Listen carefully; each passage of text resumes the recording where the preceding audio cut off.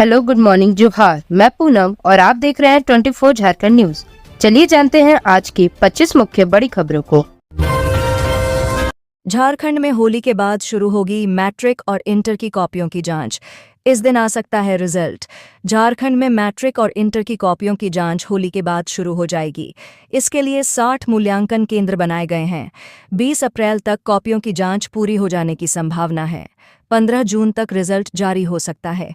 शिक्षा मंत्री ने कहा कि राज्य में कोई भी स्कूल बंद नहीं होगा, भले ही उस स्कूल में एक भी बच्चा न जाता हो। स्कूलों में शिक्षक भी रहेंगे और स्कूल भी चलते रहेंगे।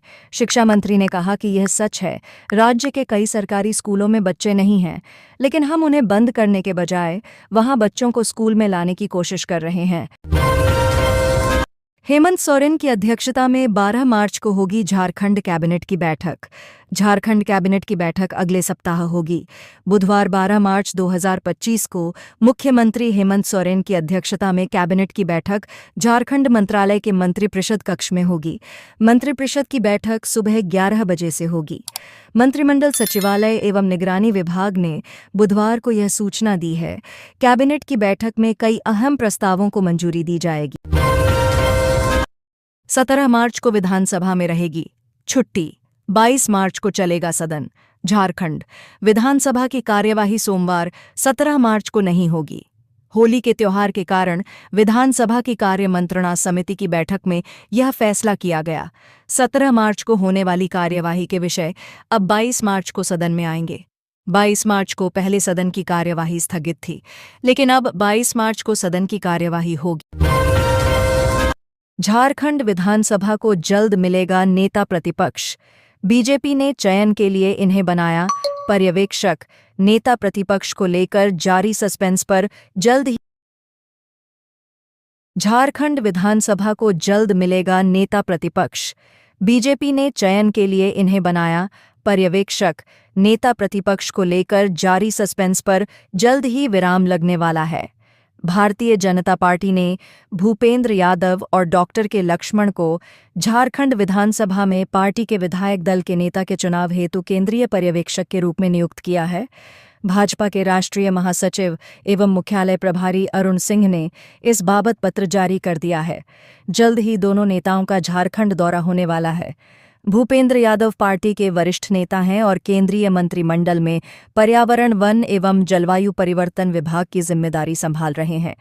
वहीं डॉक्टर के लक्ष्मण पार्टी के ओबीसी मोर्चा के राष्ट्रीय अध्यक्ष हैं।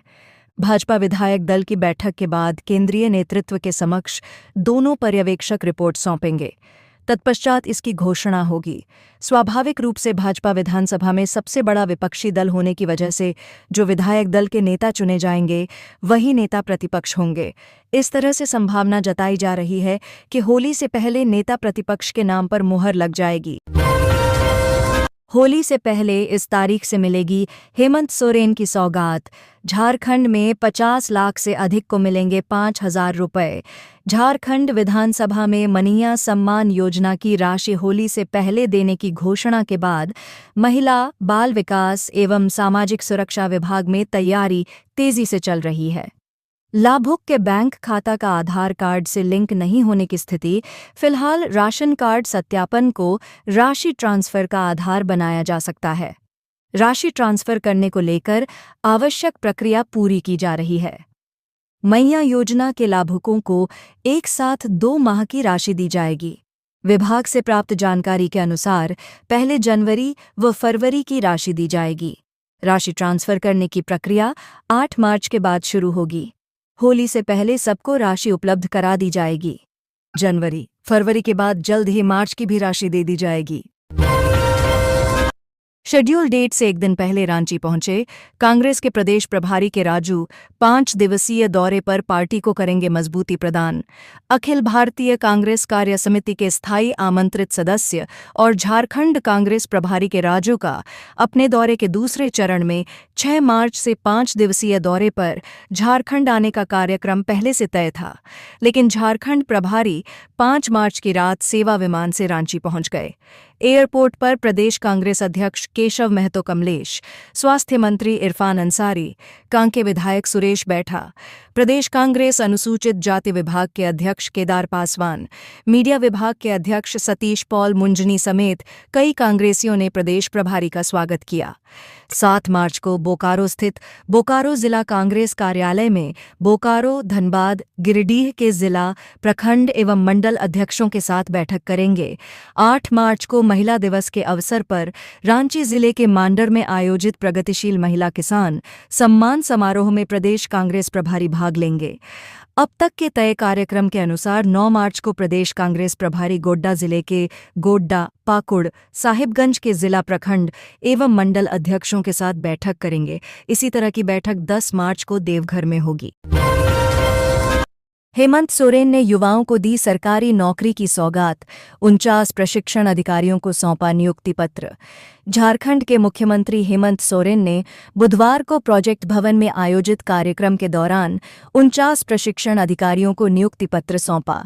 यह नियुक्ति श्रम, नियोजन, प्रशिक्षण एवं कौशल विकास विभाग के तहत की गई। पिछले वर्ष सितंबर माह में भी 444 प्रशिक्षण अधिकारियों को नियुक्ति पत्र सौंपा गया था। इस मौके पर वित्त मंत्री राधा कृष्ण किशोर और श्रम मंत्री संजय यादव भी उपस्थित रहे। इस खास मौके पर मुख्यमंत्री हेमंत सोरेन ने सभी प्रशिक्षण अधिकारियों को शुभकामनाएं दी। उन्होंने कहा, आप सभी सरकार के अंग के रूप में चयनित हुए हैं। ITI के छात्र मुझसे क्षेत्र भ्रमण के दौरान मिलते रहते थे। उनके लिए अक्सर शिक्षक और ट्रेनर का अभाव देखने को मिलता था। उसी कड़ी में आप सभी का चयन हुआ है ताकि आप बच्चों को बेहतर शिक्षा और हुनर प्रशिक्षण दें। पूरी दुनिया में आज हुनर का मोल है। अगर आप हुनरमंद हैं तो आपको कहीं भी रोजगार के लिए भटकना नहीं पड़ेगा। तकनीकी रूप से दक्ष लोगों को कोई भी संस्थान और उद्योग लेना चाहता है।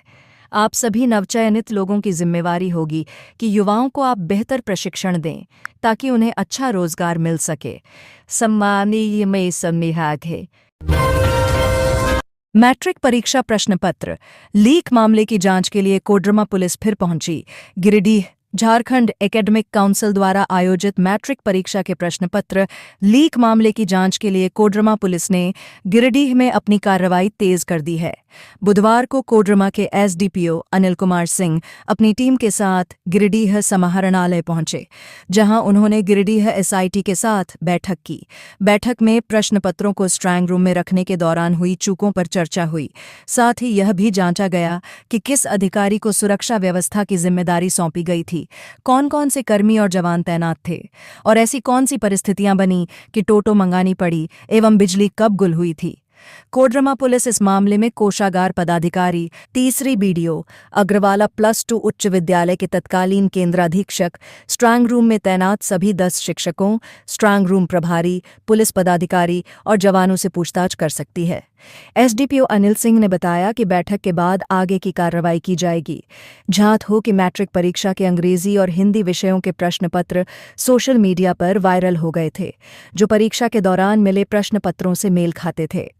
इस घटना के बाद कोडरमा पुलिस ने कई स्थानों पर छापेमारी की और गिरिडीह से 6 लोगों को गिरफ्तार किया, जिससे यह स्पष्ट हुआ कि प्रश्न पत्रों की चोरी गिरिडीह के स्ट्रांग रूम से की गई थी।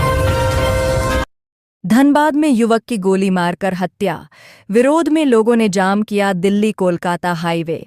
धनबाद के बरवाडा थाना क्षेत्र में एक युवक की गोली मारकर हत्या के बाद स्थानीय लोगों ने सड़क जाम कर दिया। घटना कंचन टॉकीज के समीप हुई, जहां युवक का शव बरामद हुआ। पुलिस ने मौके से खोखा भी बरामद किया है। इसी तरह की एक अन्य घटना में गोविंदपुर थाना क्षेत्र के रतनपुर खालसा होटल के पास GT रोड पर अज्ञात वाहन की चपेट में आने से एक बाइक सवार युवक की मौत हो गई। इस दुर्घटना के बाद आक्रोशित ग्रामीणों ने दिल्ली कोलकाता हाईवे के दोनों लेन को पूरी तरह से जाम कर दिया। इन घटनाओं से स्थानीय समुदाय में आक्रोश व्याप्त है और वे न्याय एवं मुआवजे की मांग कर रहे हैं।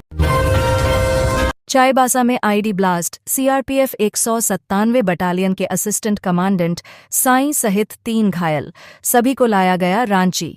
झारखंड के चाईबासा जिले में एक बार फिर से ID ब्लास्ट हुआ है। जराईकेला थाना क्षेत्र के बलीबा में हुए ब्लास्ट में कुछ जवानों के घायल होने की सूचना है। इसमें CRPF के असिस्टेंट कमांडेंट साईं भी घायल हुए हैं।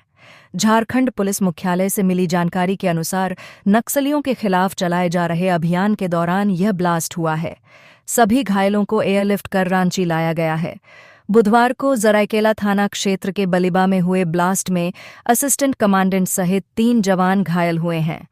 घायलों को एयरलिफ्ट कर हेलीकॉप्टर से रांची लाया गया। झारखंड पुलिस मुख्यालय से मिली जानकारी के अनुसार नक्सलियों के खिलाफ चलाए जा रहे अभियान के दौरान यह ब्लास्ट हुआ है।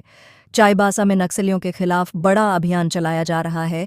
इसी दौरान जवानों के मूवमेंट के समय ही नक्सलियों के द्वारा लगाए गए आईईडी में ब्लास्ट हो गया। ब्लास्ट में सीआरपीएफ 197 बटालियन के असिस्टेंट कमांडेंट साईं के साथ साथ अन्य 2 सीआरपीएफ जवान भी घायल हुए हैं। ब्लास्ट की यह घटना उस समय हुई है जब सीआरपीएफ के डीजीपी झारखंड के दौरे पर हैं। विस्फोट की सूचना मिलते ही आनन फानन में सीआरपीएफ के जवानों ने तीनों घायलों को जंगल से सुरक्षित बाहर निकालकर हेलीपैड तक पहुंचाया, जहां हेलीकॉप्टर के माध्यम से सभी घायलों को रांची भेज दिया गया। झारखंड होमगार्ड एवं अग्निशमन विभाग का आज से खेलकूद प्रतियोगिता, राज्यपाल व सीएम होंगे शामिल। झारखंड होमगार्ड एवं अग्निशमन विभाग का आज 6 मार्च से खेलकूद प्रतियोगिता शुरू होगा। 3 दिनों तक चलने वाले इस प्रतियोगिता के उद्घाटन समारोह में राज्यपाल संतोष गंगवार शामिल होंगे। वहीं इस प्रतियोगिता के समापन समारोह में सीएम हेमंत सोरेन शामिल होंगे। धुर्वा स्थित होमगार्ड मैदान में प्रतियोगिता आयोजित किया जाएगा। इस प्रतियोगिता में 450 प्रतिभागी भाग लेंगे। प्रतियोगिता के अंतर्गत 10 खेलों का आयोजन किया जाएगा, जिसमें एथलेटिक्स, फुटबॉल और वॉलीबॉल शामिल है। पेयजल विभाग में राशि के गबन का मामला, कार्यपालक अभियंता पर एफआईआर की मांग पर अड़े कई विधायक, 27 मिनट तक हुई बहस। पेयजल एवं स्वच्छता विभाग के एक मसले पर प्रश्नकाल के दौरान जमकर खींचतान हुई। कांग्रेस विधायक प्रदीप यादव ने सवाल किया कि स्वर्ण रेखा परियोजना के अधीन शीर्ष कार्य प्रमंडल में फर्जी खाता खोलकर करोड़ों रुपए की फर्जी निकासी का मामला वित्त विभाग की जांच रिपोर्ट में आया है। रांची और लोहरदगा में L&T कंपनी को होने वाला बिल भुगतान कंपनी को ना कर गबन कर लिया गया। इस मामले में कार्यपालक अभियंता चंद्रशेखर समेत अन्य अभियंताओं के खिलाफ एफआईआर दर्ज होनी चाहिए। जवाब में प्रभारी मंत्री योगेंद्र प्रसाद ने कहा कि चलते सत्र में जांच कर सभा को अवगत कराया जाएगा। इस पर सत्ता पक्ष की ओर से स्टीफन मरांडी, रामेश्वर उरांव, मथुरा महतो और हेमलाल मुर्मू ने प्रदीप यादव का पक्ष लेते हुए कहा कि विभागीय जांच का मतलब है लीपापोती, इसलिए प्राथमिकी होनी चाहिए, क्योंकि इस मामले में सिर्फ रोकड़पाल संतोष कुमार पर कार्रवाई की गई है। आदिवासी कल्याण विभाग की नई पहल, गरीब छात्रों को मिलेगी प्रतियोगी परीक्षा की निःशुल्क कोचिंग।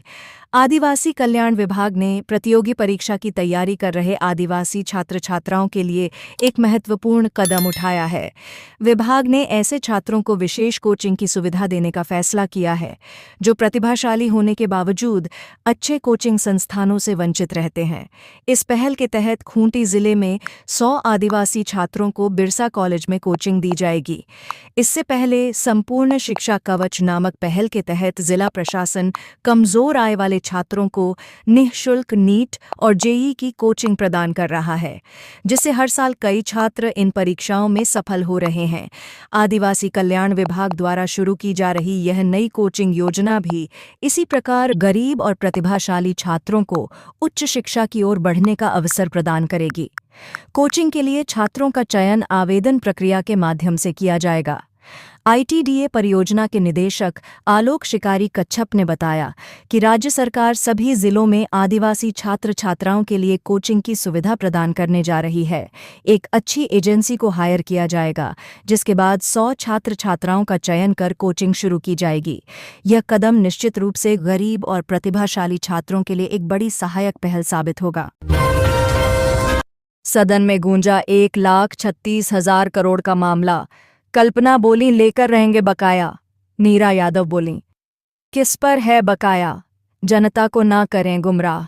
मूल बजट पर दूसरे दिन वाद विवाद के दौरान 1,36,000 करोड़ रुपए बकाया के मामले पर सत्ता पक्ष और विपक्ष के बीच तीखी बहस हुई।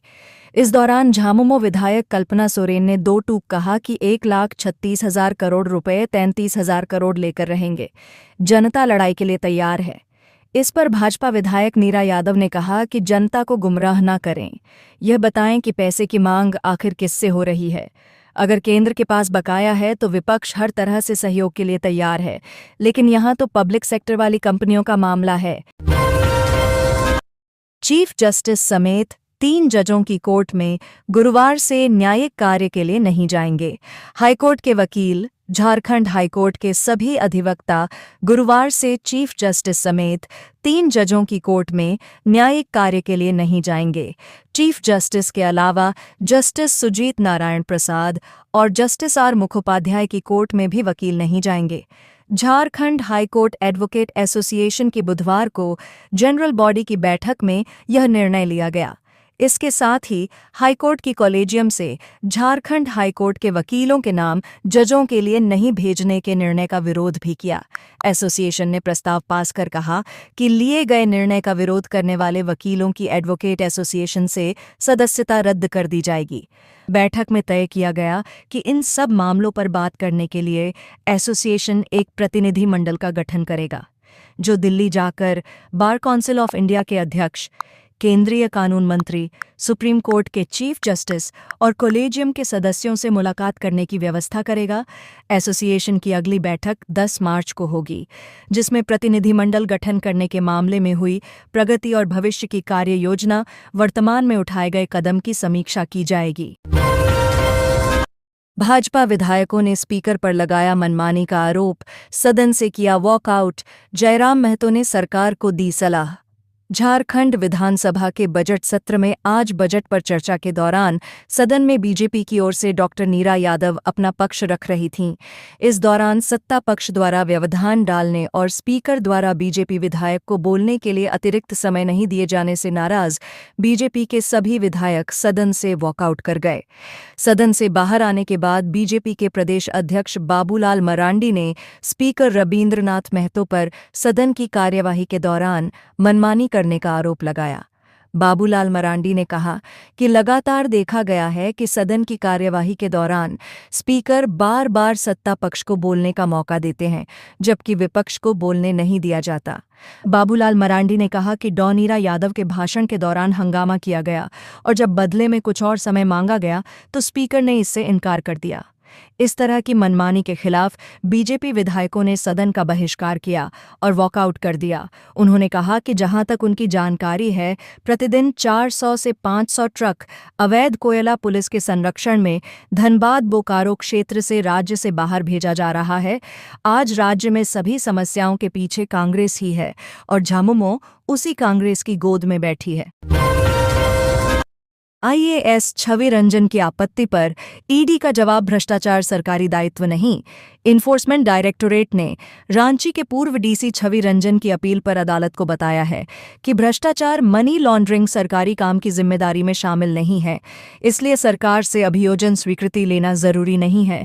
मालूम हो कि सेना की जमीन की खरीद बिक्री के मामले में गिरफ्तार रांची के पूर्व डीसी छवि रंजन ने हाईकोर्ट में याचिका दाखिल कर कहा है कि उनके खिलाफ मुकदमा चलाने के लिए अभियोजन की स्वीकृति नहीं ली है। याचिका में छवि रंजन ने कहा है कि सुप्रीम कोर्ट ने मनी लॉन्ड्रिंग के एक मामले में हाल ही में यह फैसला दिया है। पीएमएलए के मामलों में सरकारी कर्मचारियों के खिलाफ मुकदमा चलाने के लिए सरकार से अभियोजन की स्वीकृति लेना जरूरी है। हाईकोर्ट ने याचिका पर ईडी से जवाब मांगा था। ईडी ने अपने जवाब में कहा है कि सुप्रीम कोर्ट ने सरकारी कामकाज के दौरान हुई गड़बड़ी के मामले में मुकदमा चलाने से पहले सरकार से अभियोजन की स्वीकृति जरूरी है। ईडी ने कहा है कि आईएएस छवि रंजन ने जो भ्रष्टाचार किया है वह सरकारी कामकाज के दायरे में नहीं आता है, इसलिए इस मामले में सरकार से अभियोजन की स्वीकृति लेना जरूरी नहीं है। वहीं ईडी के शपथ पत्र पर जवाब देने के लिए छवि रंजन की तरफ से 2 दिन का समय मांगा गया है। पासपोर्ट वेरिफिकेशन में जमशेदपुर पुलिस है नंबर 1, 12 दिनों में पूरा करती है काम। जमशेदपुर पुलिस पासपोर्ट वेरिफिकेशन के मामले में राज्य भर में अव्वल है। पासपोर्ट वेरिफिकेशन में सबसे कम समय जमशेदपुर पुलिस के द्वारा लिया जाता है। एसएसपी किशोर कौशल की अगुवाई में पासपोर्ट वेरिफिकेशन में जमशेदपुर पुलिस ने अव्वल नंबर हासिल किया है। पुलिस वेरिफिकेशन के बगैर किसी भी व्यक्ति का विदेश जाने का सपना अधूरा रहता है।